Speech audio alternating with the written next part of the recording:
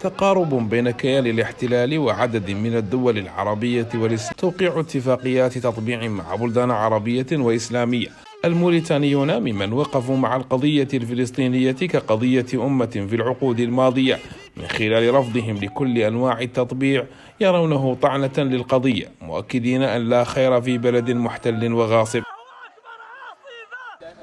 فيما يتفق الجميع على وصف التطبيع بالخيانة والخروج على الإجماع العربي والإسلامي وضرب المقاومة الفلسطينية التي صمدت في وجه العدو.